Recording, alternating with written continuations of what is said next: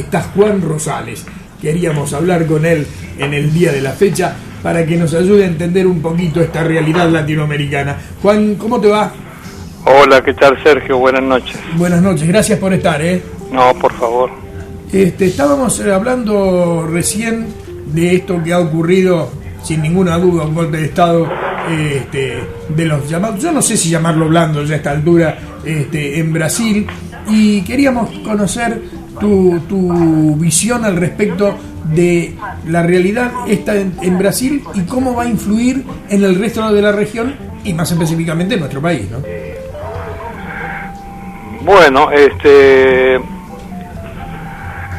primer lugar, yo diría que la destitución de Dilma Rousseff por el Senado, un Senado tan conservador y corrupto como el de Brasil,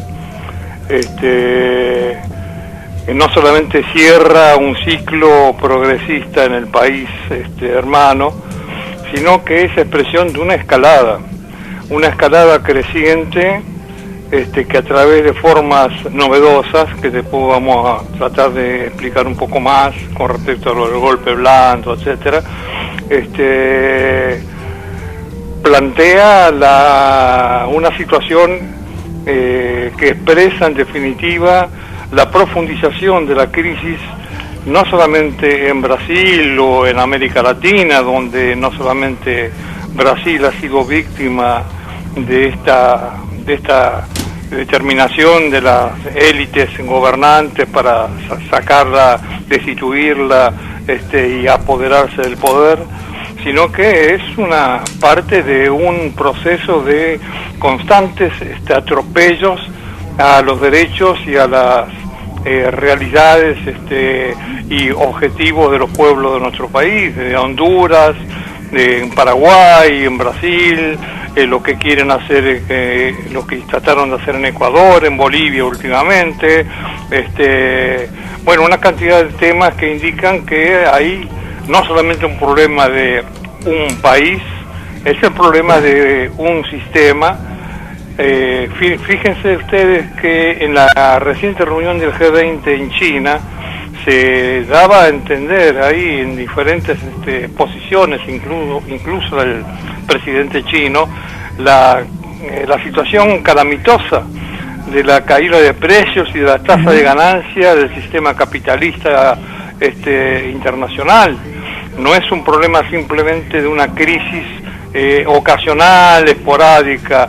Hay una profundización de la crisis que no solamente se expresa en lo económico, sino también en lo cultural, en lo ideológico, en lo político. Y esto tiene que ver no solamente con la situación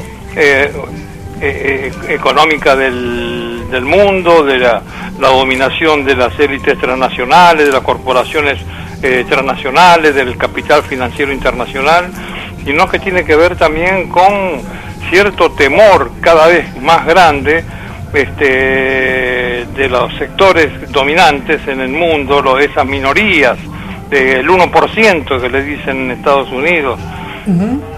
Ese temor al desarrollo de los movimientos populares y la necesidad de frenar, disciplinar, someter a los trabajadores, reducir sus salarios, asegurar un mayor desempleo para crear un mayor ejército de trabajo que sea capaz de someterse más fácilmente a las imposiciones del gran capital. En ese sentido va la política argentina actual, ¿verdad?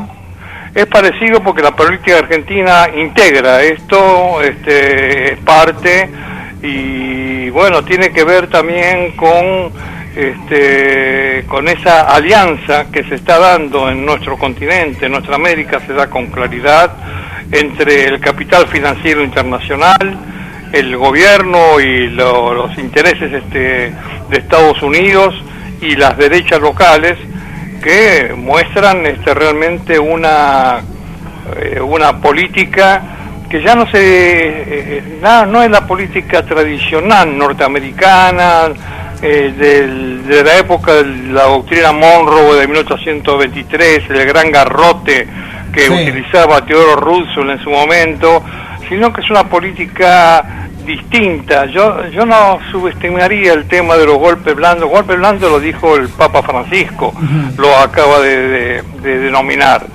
porque no sé lo que dijo Atilio Borón en su intervención, pero yo supongo que habrá mostrado con claridad que América Latina siempre ha sido un problema interno, un patio trasero, fuente de recursos y ganancias para Estados Unidos, y por lo tanto no permite que haya en este continente las posibilidades de profundizar las reivindicaciones y los objetivos populares. Se distrajo un ratito, ¿no?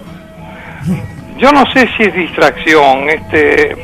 Hay alguien que habla que fue una distracción de Washington con su guerra. Yo creo que no es distracción, que tiene que ver con una política, con una estrategia que se reelaboró. Bueno, acá tiene mucha incidencia los teóricos y doctrinarios del golpe blando, de la guerra suave, de la guerra de terciopelo que tratan de imponer en tantos países, no solamente en América Latina, en el mundo árabe. Empezó en Irán en 1900 con el derrocamiento Mossadegh, siguió con Ucrania, Lituania, etcétera, países en diferentes lugares del mundo, pero en América Latina tiene mucho más andamiento, porque ya no son los golpes tradicionales militares los que aseguraban el disciplinamiento de nuestros países. Y uno se tiene que preguntar, ¿por qué justamente no eligen los golpes militares? ¿Por qué cambiaron de táctica o de estrategia en general y apelan finalmente a esta metodología? Esta metodología elaborada por teóricos como Gene Sharp y otros que han escrito una cantidad de trabajos al respecto, y son los que escribieron, por ejemplo, el manual para la revolución, de la dictadura a la democracia, para utilizar no medios militares, sino medios civiles, jurídicos, económicos, mediáticos, ideológicos, culturales, como para sublevar, crear una situación de crisis, crear un escenario de calentamiento social, estimulando la sublevación de los sectores menos conscientes ideológicamente, tratando finalmente de someter no por la fuerza de las armas, sino por la fuerza del consenso ideológico, de la hegemonía cultural y política a los gobiernos. Fíjense que no es porque simplemente no tenga militares o no confíe en los militares. Después de todo, Estados Unidos tiene 70 bases militares en América Latina, tiene la cuarta flota que anda girando por todo el continente. Lo que pasa es que la política de golpe militar, dictaduras militares que fueron florecientes en su momento, ideológicamente y políticamente, que sembraron el terror, el miedo, el pánico en las poblaciones, finalmente se convirtieron en contraproducentes, porque las masas finalmente también enfrentaron de una manera u otra esto. Hubo rebeliones populares en diferentes países de América Latina, se configuraron formas de políticas alternativas, distintas, de enfrentamiento con el neoliberalismo tradicional, e incluso porque las propias Fuerzas Armadas no son de confiar para los sectores dominantes, porque producen bueno, ya se lo demostraron, ¿no? Claro, ellos necesitan otro tipo de poder. Lo nuevo de América Latina, de este escenario que se presenta en nuestro continente, es que las viejas y nuevas derechas necesitan un gobierno totalmente propio para implementar el plan neoliberal y controlar absolutamente todos los factores. Un país atendido por sus propios dueños. Los propios dueños, ellos asumen el poder. Fíjense, por ejemplo, para dar un caso, ¿no? Acaba de realizarse a fin de mes el Congreso de Aprecio. Aprecio es de los sectores que dominan la APRESIT, es la Asociación Argentina de Productores de Siembra Directa, es decir, los que dominan el movimiento de de siembra transgénica, sí, con la soja, con la explotación minera, la contaminación. Bueno, todo esto acaban de hacer un congreso de triunfalista en Rosario, donde el presidente de este congreso, que es el señor Viñó, Pedro Viñó, dijo, cerrando su alocución entre aplausos y vítores de la gente, dijo así: se siente un ambiente distinto, se respira esperanza, por primera vez en muchas décadas la pelota está de nuestro lado. Y ahí fue una ovación de la gente. Siente que la pelota está del lado de los que manejan realmente la economía, es decir, del poder real. Y finalmente el poder real es el que trata de manipular, de imponer sus condiciones y la impone en forma tajante, sin misericordia, no tiene escrúpulos legalistas, no tiene escrúpulos de ninguna naturaleza. Dijiste cuando nos visitaste la otra vez, Juan, que por este camino la colisión social es inevitable.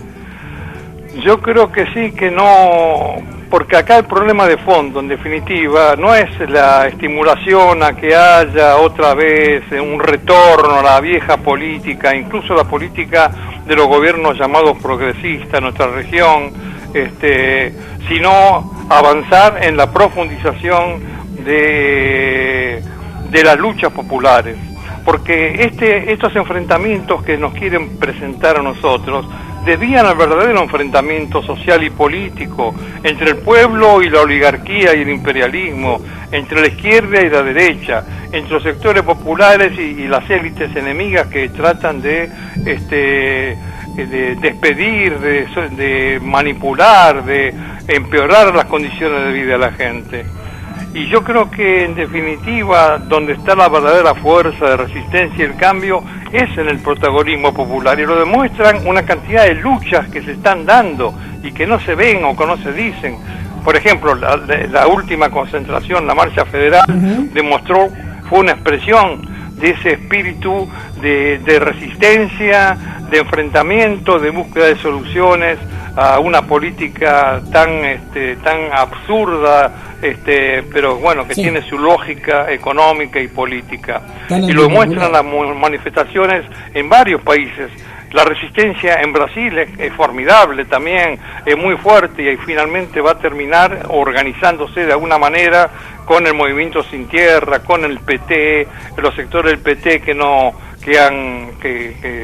se levantan incluso contra sus viejos dirigentes que no han jugado el papel que correspondía al movilizar a las masas en su momento. Se muestra en Chile con la movilización de más de 1 millón de personas que fueron contra la FJP, de que manejan la economía jubilatoria, los recursos sociales en Chile, y los movimientos estudiantiles que salieron a la calle por centenares de miles de chicos que salieron a pelear por sus derechos, a que la educación no sea lucrativa, sino que sea un derecho reconocido como corresponde, y se manifiesta en luchas de diferentes carácter, en diferentes lugares. Lucha que creo que viene también acá en la Argentina, porque hay una intención de privatización de la educación sin ninguna duda. No cabe duda que hay una política que obedece a las recomendaciones del Banco Mundial y de la OCDE de privatizar la educación, de convertirla en parte de un negocio, de mercantilizar el conocimiento y desterrar todo aquello que signifique pensamiento crítico, pensamiento propio, y no te digo nada, pensamiento de transformaciones sociales y políticas. Juan Rosales, quiero agradecerte mucho por haber estado una vez más en Relojeando Realidades, diciéndote que obviamente no va a ser la última. Espero que no, y bueno, nosotros como Cátedra de Estudios Americanistas de la UBA estamos dispuestos a participar, a colaborar en todo lo que sea necesario para ayudar a desarrollar el pensamiento, la conciencia, y a dar los argumentos desde el punto de vista universitario y popular que nosotros tratamos de impulsar. Y esta es la casa de ustedes, obviamente, para eso estamos. Te mando un abrazo grandote, buena semana y nos estamos hablando en la semana y el programa que viene seguramente también. Bueno, un abrazo hasta pronto, grandote. Sergio. La verdura es cara. La verdura es cara, no hay quien coma fruta, y todo por culpa de un hijo de puta. Que tururú, que tururú, que tururú, que la culpa la tienes tú. Relojeando realidades.